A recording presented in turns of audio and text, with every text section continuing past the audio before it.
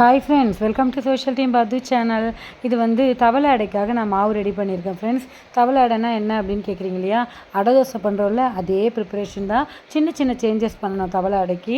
அது எப்படிங்கிறத நான் ஃபுல் வீடியோ போடுறேன். நல்ல ஒரு இரும்பு தோசைக்கல் எடுத்துக்கோங்க. அதில் இந்த மாதிரி எண்ணெய் தடவிட்டு நம்ம ரெடி பண்ணி வச்சுருக்கிற மாவை இந்த மாதிரி அடையாக தட்டிக்கோங்க. ரொம்ப சிம்பிளுங்க, ரொம்ப ப்ரோட்டீன் அதிகம். குட்டீஸ்லாம் 2 சாப்பிட்டாலே போதும், நல்லா சாப்பிடுவாங்க. அந்த காலத்து பீஸா இது தான். இது இப்போ நம்ம பீஸா சொல்கிறோம் இல்லைங்களா, அந்த காலத்தில் இதுதான் பீஸா.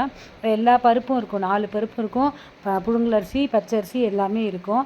நமக்கு வந்து நல்லா கெட்டியாக அரைச்சின்ட்டு அது கூட வெங்காயம், கேரட்டு, கொத்தமல்லி, கருவேப்பிலை, அப்புறம் கடுகு, உளுந்தம்பருப்பு, பெருங்காயம், பச்சை மிளகா, உங்களுக்கு பிடிக்குன்னா வேர்க்கடலை, இன்னும் நட்ஸ் எல்லாம் பிடிக்குன்னா அதையும் தாளித்து கொட்டிட்டு தேங்காவை பல்லாக நறுக்கி போட்டுட்டு இந்த மாதிரி நம்ம அடை வாக்கலாங்க.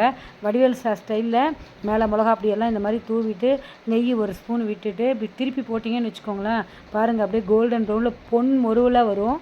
இதை வந்து நான்ஸ்டிக் தவாவில் நீங்கள் பார்த்தீங்கன்னா மேலெல்லாம் வெந்துடும், உள்ளே வேகாது. இந்த மாதிரி அடிகனமான இரும்பு தவாவில் இந்த மாதிரி தவளை அடை தட்டினீங்கன்னு வச்சுக்கோங்களேன், சூப்பராக இருக்கும். இதுக்கு ஏன் தவளை அடைன்னு பேர் வந்தது எனக்கு தெரியாது. ஆனால் அம்மாலாம் இது தவளை அடைன்னு தான் சொல்லுவாள். இப்போ என்ன ஆகும்னா, ஃப்ரண்ட் அண்ட் பேக் திருப்பி போட்ட பிறகு மேலே கொஞ்சம் வெங்காயம், கொத்தமல்லி, கருவேப்பிலை இதெல்லாம் பொடியாக நறுக்கிட்டு நல்லா 2-3 தடவை திருப்பி போட்டுட்டு இப்போ ஹை ஃப்ளேமில் வச்சு திருப்பினீங்கன்னா அப்படியே சைட்லலாம் மொறுன்னு வரும், உள்ளே நல்லா சாஃப்டாக வெந்திருக்கும்.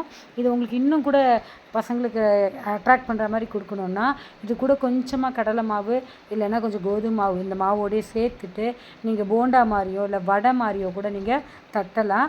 அப்படி தட்டிட்டு நீங்கள் பசங்களுக்கு கொடுத்தீங்கன்னா 2 அடை அவங்க சாப்பிட்டாலே நல்லா திம்முன்னு இருக்குங்க. தேங்காய் சட்னி, கார சட்னி, சாம்பார், ஏன் வெறுமையே சாப்பிட்லாங்க, சூப்பராக இருக்கும். மறக்காமல் சோஷியல் டீம் பது சேனலை லைக் பண்ணி ஷேர் பண்ணுங்கள் ஃப்ரெண்ட்ஸ். பாய்.